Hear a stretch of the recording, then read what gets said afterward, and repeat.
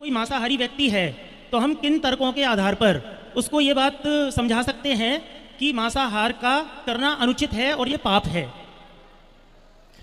देखिए, ऊंच नीच छोटा बड़ा का कोई भेद नहीं है, पर फिर भी यदि आप मांस खाते हैं फॉर एग्जाम्पल, हाँ, और मैं मांस नहीं खाता, तो फिर मैं आपके साथ दोस्ती नहीं कर सकता, इसलिए आपके साथ उठ बैठ नहीं सकता, इसलिए कि आप मांसाहारी हैं। हाँ, मैं आपसे बात आपकी मदद कर सकता हूँ, आप मेरे काम आ सकते हैं, मैं आपके काम आ सकता हूँ।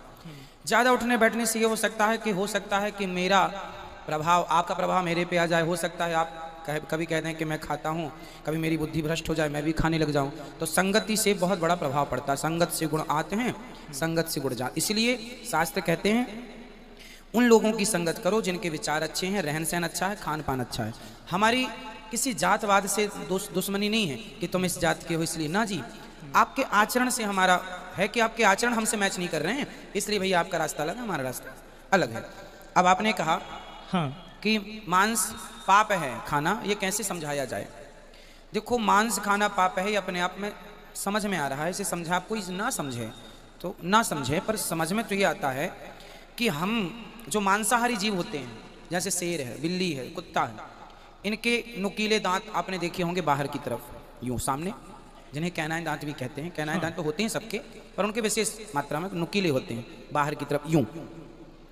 वो इसलिए होते हैं कि भगवान ने उन्हें वो दांत इसलिए प्रदान किए हैं कि वो मांस को फाड़ सकें। शेर है, बिल्ली है, चूंकि हमें ईश्वर ने वैसे वाले दांत नहीं दिए। मांसाहारी कुत्ता बिल्ली आप देखेंगे वो जिह्वा से, जीभ से चाट के पानी पीता है। और गाय, जो शाकाहारी लोग हैं, वह गाय है, बकरी है, ये सब मुंह से पानी पीते हैं, चाट के कुत्ते की बिल्ली की तरह पानी नहीं पीते। अब गाय मुंह से पानी पीती है क्योंकि वो चारा खाती है, शेर जिह्वा से पानी पीता है क्योंकि वो मांस खाता है।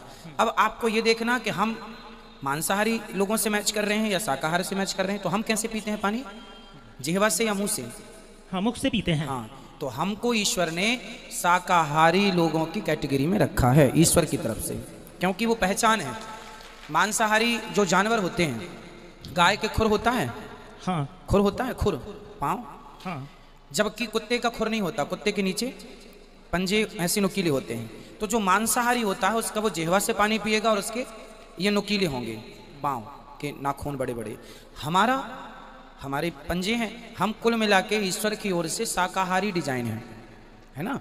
छोटा सा बच्चा, आप किसी छोटे से बच्चे को मांस खवाइए, वो पचा ना पाएगा। दलिया खवाएंगे पचा लेगा। जैसे 6 महीने का बच्चा, हमारे यहाँ जब बच्चा 6 महीने का होता है ना, तो उसका एक संस्कार होता है, उसे खीर चटाई जाती है, अन्नप्राशन संस्कार बोलते हैं उसको। अब आप बताइए कि धरती पे आज चाहे जो मांसाहारी लोग ही क्यों ना हो, मैं पूछूंगा आपसे, आप सर्च कीजिए इस पर, कि जो 6 महीने का बालक होता है, क्या उसको अन्नप्राश के समय क्या मांस खवाया जाता है? उसको खीर ही खिलाई जाती है, दलिया खिलाए, हल्का पदार्थ, हाँ, हल्का, क्योंकि वो सुपाच्य है। उसके लिए मांस खिला देंगे सुपाच्य नहीं होगा। हाँ, तो कुल मिला के हमारी जो ईश्वर ने डिजाइन किया हमारे पेट को, जठराग्नि को, वो भी शाकाहार को पचाने के लिए डिजाइन किया है।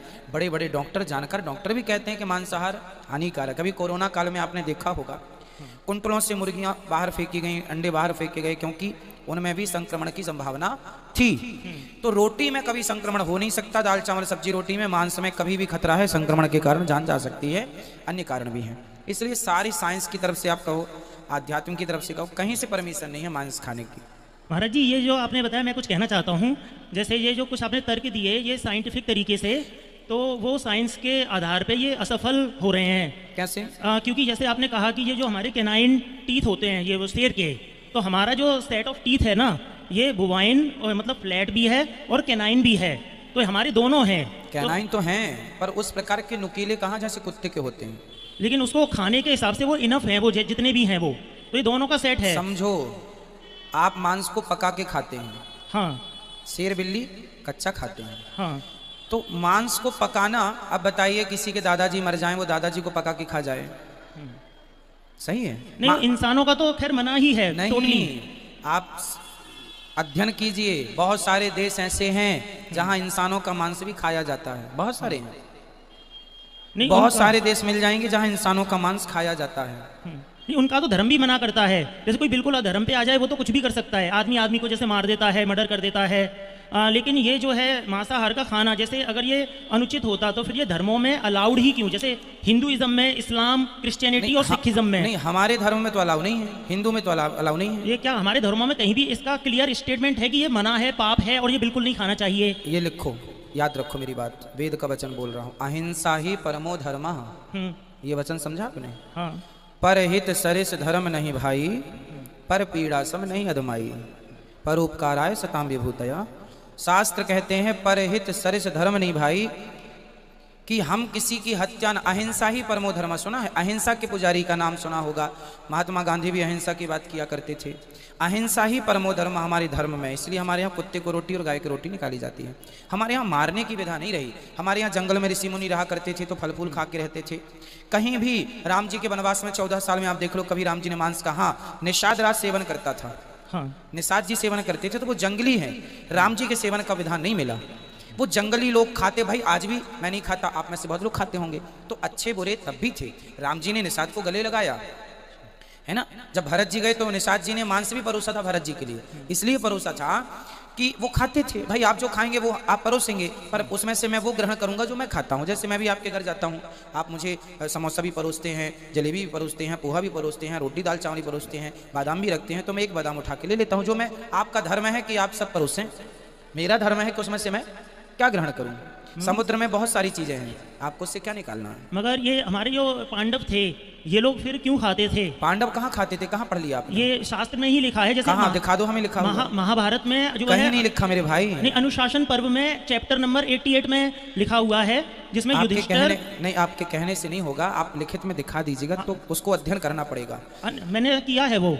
आप बताइए, आपके पास फोटो हो सब्जेक्ट? ये गूगल पे आ जाएगा, चैप्टर नंबर 88 में है, आप निकाल के दे दीजिएगा। इसमें युधिष्ठिर और भीष्म पितामह के बीच में बात है।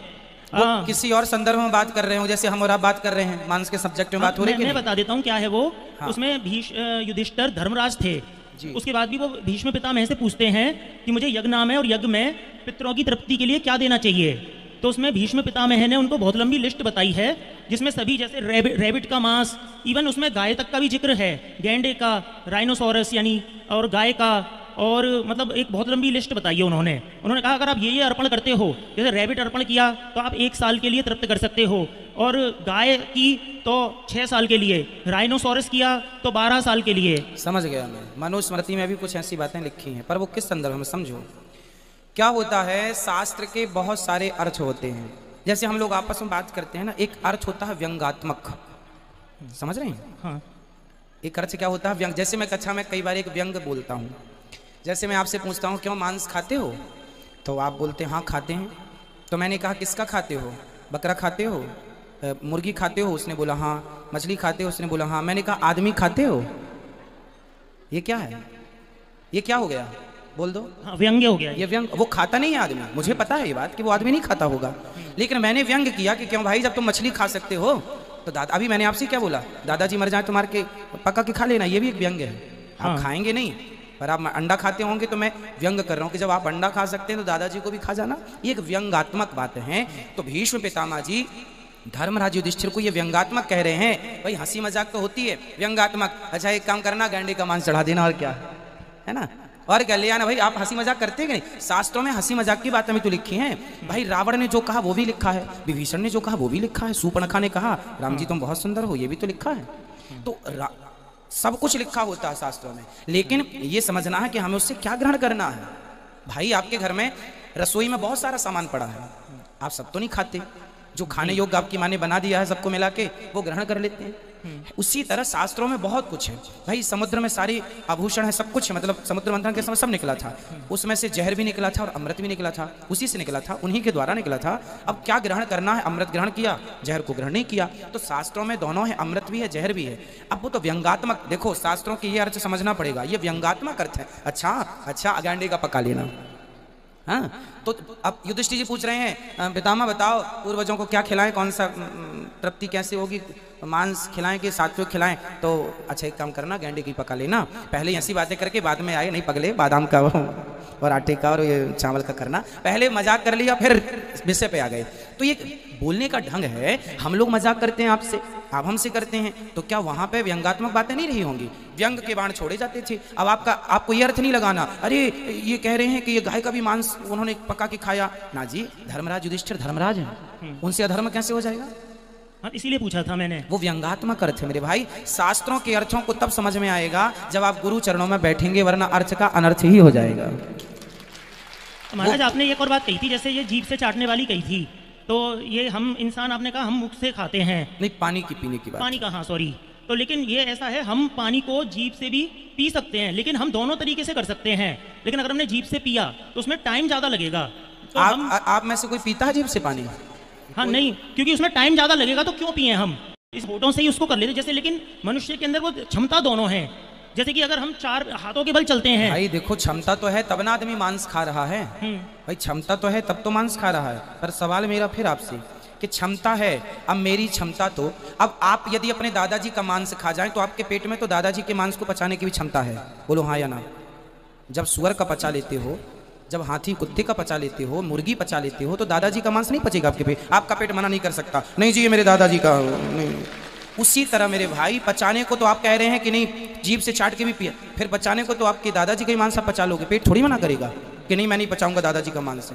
तो पचाने को तो आदमी पत्थर पचा लेता है, स्वर्ण भस्म खाता है आदमी, स्वर्ण भस्म पच जाती है। नहीं ये मैंने पचाने की बात पे नहीं कहा था, बात वही है कि खा सकते हैं। अच्छा, खा तो सकते हैं दादाजी का भी मांस, पर खाना सही है।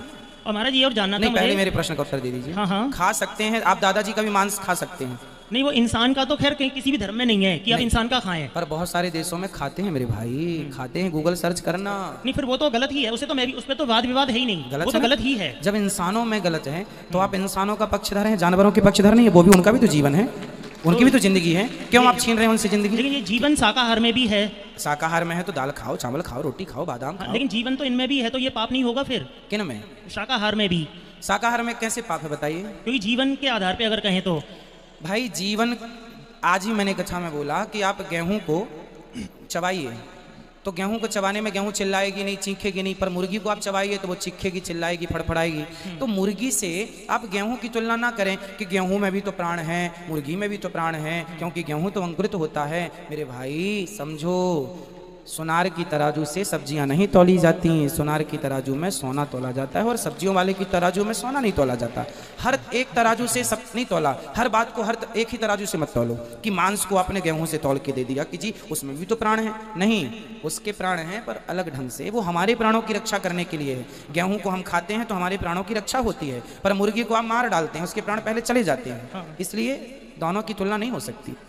इसलिए महाराज एक जैसे शाकाहारी में इनके क्या होता है, दो इनके सेंसेस लेस होते हैं, वो चिल्ला नहीं सकते, भाग नहीं सकते, तो वो असहाय हो गए। तो जो शाकाहारी हो गए, जैसे गेहूं, चावल या पेड़ पौधे, तो एक असहाय को मारना उचित हो गया क्या फिर इस हिसाब से? वो बना ही हमारे लिए है मेरे भाई। भाई चिड़िया क्या खाती है? यही वाली बात मांसाहार करने वाले लोग कह देते हैं कि वो बना ही हमारे लिए है। ना, वो तो समझ में आ रहा है ना, ईश्वर ने हमारे लिए दाल चावल सब्जी रोटी बनाई है, तो वो खाओ यदि आपके पास अभाव है। जैसे मैंने कई बार बताया कि पश्चिम बंगाल में मछली चावल खाते हैं, वहाँ देवी को भोग भी लगाते हैं मछली चावल का, और वहाँ पर तो शादी विवाह में मछली चावल ही परोसा जाता है।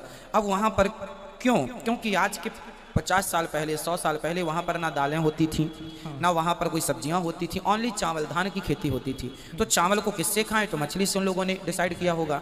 पर आज के युग में ट्रांसपोर्ट तब नहीं था, पर आज तो ट्रांसपोर्ट है, आज तो आवागमन है। तो आज हम आज के परिवेश से देखो, जो परिभाषा कल थी वही परिभाषा आज रहेगी।